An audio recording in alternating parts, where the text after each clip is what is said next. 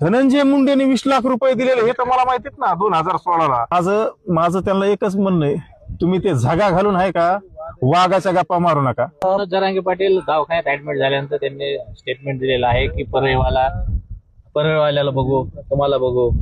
काय आहे नेमकं? माझं त्यांना एकच म्हणणं आहे, तुम्ही ते झगा घालून आहे का वाघाच्या गप्पा मारू नका. अमोल खुने आहे का 2015 पासून तुमचा इतिहास सारा निघन. मग त्या नार्को टेस्ट मध्ये SIT मध्ये नारायणगडावर कसा ते झेंडा लावला, त्या झेंड्याला कुणी पैसे दिले? नितीन काकडे ZP मेंबर बोदेगावचे, त्यांनी कसे दिले? बळीराम गवतेचे वडील बबन गवते हे तुम्हाला किती सहकार्य केलं? अण्णाकडे आपण गेलो त्यांनी किती सहकार्य केलं? जयदत्त अण्णाकडे गेलो त्यांनी किती सहकार्य केलं? आणि धनंजय मुंडेने 20 लाख रुपये दिलेले हे तर मला माहितीत ना 2016ला. तिथे गेलतो ना परळीला आम्ही, विरोधी पक्ष नेते होते तेव्हा. मग ते पैसे कुठे गेले?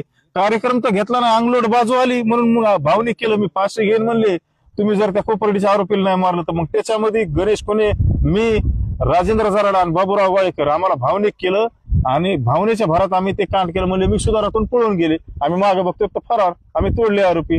आणि इकडे गावाकडे येऊन खोटं प्लास्टर लावून लोकांना दाखवायचं की मी तिथून निष्ठुलो तेवढ्या ह्याच्यातून माझा हात फ्रॅक्चर झाला. आणि आम्हाला काय म्हणले 8 दिवसात सोडतो. अहो, कायद्याचा अभ्यास जर असता तर ह्या माणसाने आम्हाला कोर्टात त्या आरोपीला मारायला लावलं असतं का? आज आमचे संसार उघड्यावर पडले तर. आणि हे असले चोट्टे भामटे आहे का समाजाच्या नावावर पोळी भाजी तिथं? आज आमच्यावर काय बेतली असं? 2-2 वर्ष आम्ही जेलला गेलो तर 5-5 वर्षाची शिक्षा लागली. आज 3 वर्ष आमचे जेल काढायचे राहिलेत. उद्या काय आमच्यावर बेतणार आहे? आणि हे चोट्ट्या जाऊन्याला हे मंत्री, आमदार, खासदार जवळ करते तर स्वतःचे फायदे करून घेते. पण हे चोट्टा एक दिवस उघडा पडणार आहे. या चोट्ट्याला मग सांगणे SIT नाही, नार्को टेस्ट तुझी माझी आणि ह्या चोट्ट्या टीमची सरी होणार. त्याच्यात जर मी कुठं जर घटलो तर मला 100% आहे का सरकार आहे का हे कायदा मला कायद्याच्या हिशोबाने मला शिक्षा देईल. पण ह्याच्यात मनोज जरांगे सुद्धा घटणार, कारण मनोज जरांगे आहे का त्या मॅटर मध्ये कोपर्डीच्या घटतेत.